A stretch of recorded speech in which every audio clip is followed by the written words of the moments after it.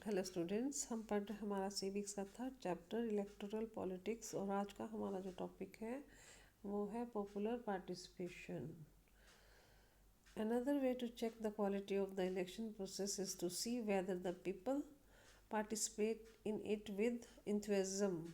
अब एक और तरीका है इलेक्शन के प्रोसेस को चेक करने का कि जो लोग हैं वो पार्टिसिपेट कर रहे हैं इसमें पूरे उत्साह के साथ या नहीं कर रहे, ये चेक करना।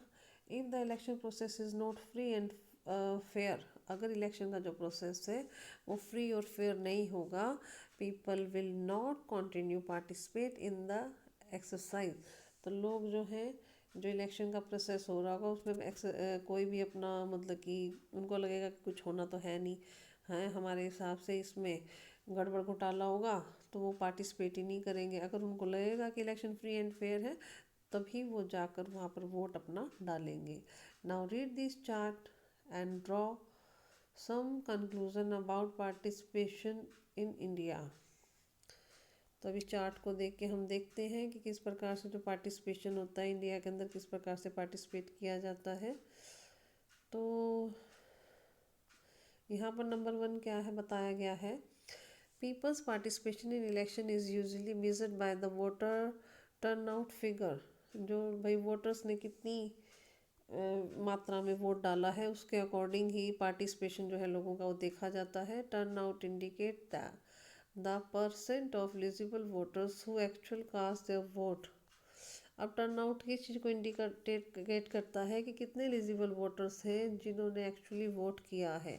Over the last 50 year the turn out in Europe and north America has decline. अब पिछले 50 सालों से जो टर्न आउट है यूरोप का और नॉर्थ अमेरिका का कि लोगों ने कितने लोगों ने वोट किया है उसमें कमी आई है। इन India the turn out has either remain stable और एक्चुअली गोन अप। हालांकि इंडिया के अंदर क्या है, यहाँ तो ये जो टर्न आउट है, टर्न आउट क्या मतलब लोगों ने कितने ने वोट डाला है वो यहाँ तो स्टेबल है, हर बार इतने ही डालते हैं ऑलमोस्ट, या फिर ऊपर गया है, संख्या कम नहीं हुई है। तो इसका क्या मीनिंग है कि लोग विश्वास कर रहे हैं कि इलेक्शन क्या है सही तरीके से होंगे।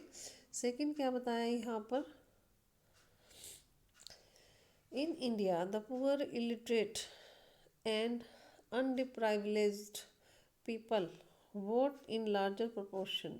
इंडिया के अंदर जो लोग गरीब हैं, लिटरेट हैं, या जिनको कोई अधिकार ज़्यादा, जिनके पास कोई साधन नहीं है, वो लोग बहुत मात्रा में वोट करते हैं, जिसके किसके कंपैरेटिवली रिच लोगों की बजाय या प्रिविलेज सेक्शन में जिनको विशेष अधिकार मिले उन लोगों के बजाय अनपढ़ लोग हैं, गरीब लोग हैं, वो ज़्यादा वोट डालते हैं। This is in contrast of western democracy.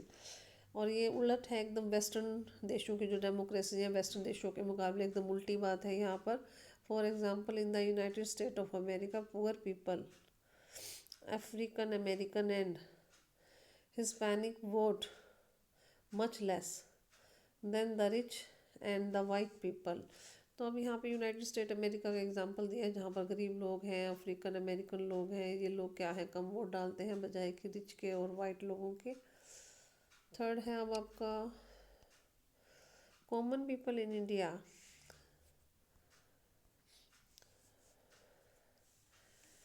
Attach a lot of importance to election. India के अंदर क्या आम लोग बहुत ही ज़्यादा जुड़े होते हैं इलेक्शन से। They feel that through elections they can bring pressure on political parties to adopt policies and program favorable to them। अब उनका ऐसा मानना होता है कि इलेक्शन के जरिए वो पॉलिटिकल पार्टीज़ पर प्रेशर बना सकते हैं कि ऐसी पॉलिसीज़ को और प्रोग्राम्स को जो है लेकर आए वो लोग जो उनकी फेवर में हो। They also feel that their vote matter in the way things are run in country. तो उनको ये भी मानते हैं कि उनका वोट जो है उसका मैटर करेगा कि जिस तरीके से आगे देश जो है वो चलेगा। नेक्स्ट है fourth point, the interest of the voters in election related activities has been increase over the year. जो लोगों का इंटरेस्ट है इलेक्शन से जुड़ी हुई एक्टिविटीज़ से वो ज़्यादा बढ़ा है। During the 2004 elections more than one third voters took part in a campaign related activities। अब 2000 में जो इलेक्शंस हुए थे उसमें लगभग 1/3 जो वोटर्स थे उन्होंने कैंपेन से जुड़ी हुई सभी गतिविधियों में भाग लिया था. More than half of the people identified themselves as the being close to one or the other party, political party. अब यहाँ पर क्या होता है, लगभग आधी से ज़्यादा जो पॉपुलेशन है, जो लोग हैं, वो अपने आप को उनकी पहचान है किसी एक पार्टी के साथ या किसी दूसरी पार्टी के साथ. जैसे कुछ कहते हैं हम तो पक्के कांग्रेसी हैं, कुछ कहते हैं हम तो पक्के भाजपाई हैं. तो इस प्रकार से लोग जो है वो अपने आप को किसी भी एक पार्टी के साथ जोड़ लेते हैं. 1 out of every 7 voter is the member of a political member. हर 7 लोगों में से एक जो वोटर होता है वो पर्टिकुलर किसी एक पॉलिटिकल पार्टी का मेंबर होता है. तो लोग मेंबर बन जाते हैं पॉलिटिकल पार्टीज के. ठीक है. तो अब नेक्स्ट है हमारा टॉपिक यहाँ पे acceptance of election outcome. Page number 49 पर ही है ये भी. One final test of free and fairness of election has in the outcome itself. अब एक जो मुख्य फाइनल टेस्ट है फ्री और फेयर इलेक्शंस का, वो क्या है कि इसका नतीजा क्या निकल कर आता है. The elections are not free and fair, the outcome always favour the powerful. अगर इलेक्शन फ्री एंड फेयर नहीं होंगे, फ्री एंड फेयर क्या होता है भाई, इसमें कोई घपला नहीं होगा. ठीक है. होगा अगर, ठीक है, फ्री और फेयर नहीं होंगे मतलब फ्री एंड फेयर होता है कि एकदम से बिना किसी घपले के इलेक्शन करवाना. अगर फ्री एंड फेयर नहीं होंगे तो क्या होगा, नतीजा हमेशा जो पावरफुल है उसकी फेवर में ही आएगा. In such a situation ruling parties do not lose election. अब इस सिचुएशन में जो रूलिंग पार्टी है, जो ऑलरेडी गवर्नमेंट बनी हुई है, वो तो जो है इलेक्शन में हारेगी नहीं. Usually the losing party does not accept the outcome of a rigged election. किसी भी इलेक्शन में जो भी नतीजा निकलेगा उसको एक्सेप्ट ही नहीं करेगा तो क्या हम ही जीते हुए हैं. ठीक है. The outcome of the India election speaks for it self. जो आउटकम है, जो नतीजा निकल कर आता है इंडिया में, वो अपने आप में ही बोलता है. The ruling party routinely loss election in India both at the national and the state level. National state level पर, दोनों ही लेवल पर रूलिंग पार्टी जो है वो इलेक्शन हार सकती है. In fact in every 2 out of the 3 election, her 3 election में से 2 बार तो लगभग वो हार ही जाती है, जो कि पिछले 25 सालों में हुए हैं. रूलिंग पार्टी क्या है उसमें हारी ही है. सेकंड क्या है, in the US and incumbent और sitting elected representative rarely loses an election. US के अंदर क्या होता है कि जो भी सत्ता में मौजूद है रिप्रेजेंटेटिव, उसने मुश्किल से ही इलेक्शन को हारा है. In India about half of the sitting MPs and MLAs loss election. India के अंदर क्या होता है, लगभग आधे एमपीज और एमएलएज क्या होते हैं, दोबारा जब इलेक्शन होते हैं तो वो उसमें हार जाते हैं. नेक्स्ट क्या है, candidates who are known to have spend a lot of money on buying votes and those with non criminal connection often lose election. अब ऐसे कैंडिडेट जो कि ज़्यादा पैसा खर्च करते हैं, हम देखते हैं पैसा तो बहुत खर्च किया था, या वोटर्स को भी खरीदते हैं, वोट खरीदने के लिए पैसा देते हैं. और या फिर कई बार ऐसा होता है कि कुछ कैंडिडेट्स के क्रिमिनल कनेक्शन भी होते हैं, लेकिन फिर भी हम देखते हैं कि वो तो हार गए इतना पैसा लगाने के बावजूद भी, या इतने मतलब कि इनके कनेक्शन थे, क्रिमिनल कनेक्शन थे, फिर भी हार गए. ऐसे लोगों को भी हम हारते हुए देखते हैं. नेक्स्ट क्या है, barring very few disputes elections. भाई बहुत ही कम जो है मतभेद जो है इलेक्शन के अंदर होते हैं.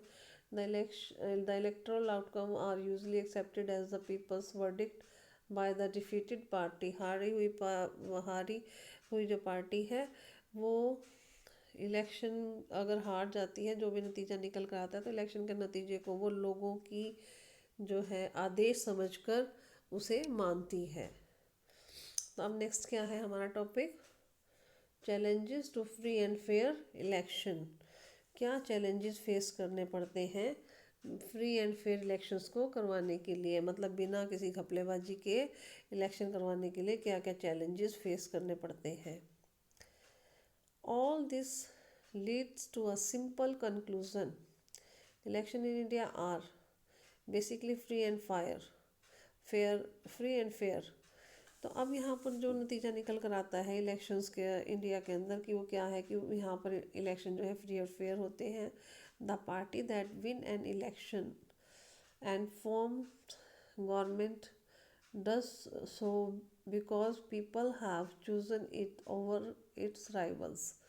अब अगर कोई पार्टी जीतती है इलेक्शन को और गवर्नमेंट बनाती है तो ऐसा इसलिए होता है क्योंकि लोगों ने उसे चुना है, जो भी उसके साथ लड़ रहे थे उनमें से उसको चुना है। This may not be true for every constituencies, ये हर कॉन्स्टिट्यूंसी में सच नहीं होता। A few candidates may win purely on the basis of money power and unfair means. हो सकता है कि वे कुछ कॉन्स्टिट्यूंसीज के अंदर जो कैंडिडेट्स हैं वो पूरी तरह से पैसा खर्च करके और अनफेयर तरीके से जीते हों, but the overall verdicts of a general election still reflects popular preference. लेकिन अगर ओवरऑल हम देखते हैं ज़्यादातर तो उसमें क्या होता है कि जो जनरल इलेक्शंस होते हैं उसमें पॉपुलर प्रेफरेंस लोगों का मतलब पॉपुलर सपोर्ट जो है वो देखने को मिलता है। There are very few exceptions to this rule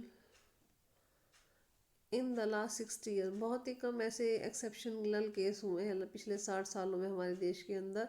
this is what makes Indian election democratic, और यही वो बात है जिससे कि इंडियन इलेक्शन जो है वो डेमोक्रेटिक बनते हैं। Yet the picture looks different, हालांकि तस्वीर कुछ अलग हो सकती है। If we ask deeper question, अगर हम ज़्यादा क्वेश्चन और पूछें तो are people's preference based on real knowledge, क्या लोगों की जो प्रेफरेंस है, लोग जिसको प्रेफर कर रहे हैं, जिसको जिता रहे हैं, तो क्या उसके बारे में मतलब कि लोगों को पूरी जानकारी होती है। Are the voter getting the real choice, क्या वोटर्स के पास सही चॉइस होती है। Is election really level playing field for everyone, कि क्या जो ये इलेक्शंस है ये सही तरीके से काम करते हैं हर किसी के लिए। Can an ordinary citizen hope to win election, क्या आम आदमी अगर जो इलेक्शन लड़ रहा होता है उसे उम्मीद होती है जीतने की।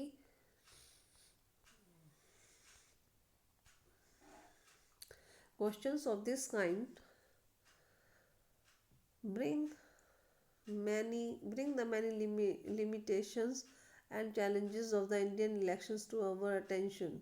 हमारा ध्यान इस प्रकार के जो क्वेश्चंस हैं, इस प्रकार के जो चैलेंजेस आते हैं इंडियन इलेक्शंस के अंदर उसकी तरफ खींचते हैं इस प्रकार के सभी questions.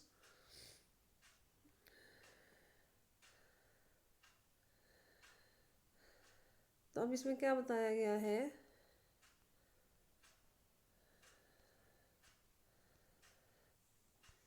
Candidate and parties with a lot of money may not be sure of their victory, but they do enjoy a big unfair advantage over smaller parties and independents। अब जो कैंडिडेट्स हैं या जो पार्टीज हैं जो ज़्यादा पैसा खर्च करते हैं वो श्योर नहीं होते अपनी जीत को लेकर, लेकिन उनको इस चीज़ का फ़ायदा मिलता है, जो छोटी पार्टीज़ हैं उनके मुकाबले उनको इस चीज़ का फ़ायदा मिलता है ज़्यादा पैसा वगैरह खर्च करने का। सेकंड क्या है, in some part of the country candidates with criminal connection have been able to push other out of the electoral race. अब ऐसे कैंडिडेट जिनके क्रिमिनल कनेक्शंस हैं वो दूसरों को रेस से बाहर तो कर सकते हैं इलेक्शन की, and to secure a ticket from major party, और पैसा खर्च करके या क्रिमिनल कनेक्शन के थ्रू वो लोग एक कोई अपनी जो पार्टी की टिकट है अच्छी वाली पार्टी की मेजर पार्टी की टिकट हासिल कर सकते हैं। नेक्स्ट क्या है, some families tend to dominated political parties. अब कुछ फैमिलीज क्या होती हैं पॉलिटिकल पार्टीज पर अपना दबदबा बनाए रखती हैं। Tickets are distributed to relatives from these families, और अब इन्हीं फैमिलीज के मेंबर्स को ही क्या है टिकट डिस्ट्रीब्यूट की जाती हैं। Very often elections offer little choice to ordinary citizen, बहुत ही कम ऑर्डनरी सिटीजन्स को चॉइस मिल पाती है for both major parties are quite similar to each other both in policies and practice. अब जितनी भी वोटर्स को कोई चॉइस ही नहीं मिलती, क्योंकि जितनी भी मेजर पार्टीज हैं वो क्या है, एक दूसरे के एकदम उनकी पॉलिसीज क्या है, जो भी काम करने उन्होंने मोस्टली क्या होता है, सेम सेम काम ही वो करते हैं, पॉलिसीज बनाते हैं इलेक्शन के समय में। नेक्स्ट है smaller parties and independent candidate suffer a huge disadvantage compare to a bigger party. अब छोटी पार्टी को ज़्यादा, छोटी पार्टीज को या जो इंडिपेंडेंट कैंडिडेट जो खड़े होते हैं, आज़ाद उम्मीदवार, उनको बहुत ज़्यादा सफ़र करना पड़ता है, उनको बहुत ज़्यादा डिसएडवांटेज देखने को मिलता है बजाय कि किसी बड़ी पार्टी के। दी challenges exist not just in India. ये जो चैलेंजेस हैं ये सिर्फ इंडिया के अंदर ही नहीं है जो हमने भी सारे चैलेंजेस पढ़े हैं, but also in many establish democracies, बल्कि बहुत सारी एस्टैब्लिश डेमोक्रेसीज जो दूसरे देश हैं उनमें भी यही चैलेंजेस देखने को मिलते हैं। These deeper issues are a matter of concern for those who believed in democracy. ये इश्यूज हैं, इन पर बहुत ज़्यादा ध्यान दिए जाने की ज़रूरत है जिनका विश्वास है डेमोक्रेसी के अंदर। That is why citizens, social activist and organisations have been demanding reform in our electoral system. इसलिए जो सिटीजन्स हैं, सोशल एक्टिविस्ट हैं और जो ऑर्गेनाइजेशंस हैं, ये डिमांड करती रही हैं कि जो इलेक्टोरल सिस्टम है उसके अंदर सुधार किया जाए। Can you think of some reforms? क्या तुम्हें इस प्रकार के कुछ रिफॉर्म्स के बारे में, सुधारों के बारे में सोच सकते हो? What can be ordinary citizen do to face these challenges?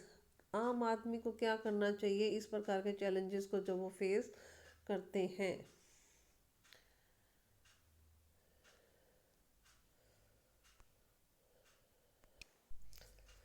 तो ये हमारा टॉपिक जो है यहाँ पर ख़त्म हो गया है। ठीक है, लेसन कंप्लीट हो गया है। यहाँ तो कोई प्रॉब्लम तो डिस्कस कर लेना मुझसे। Thank you.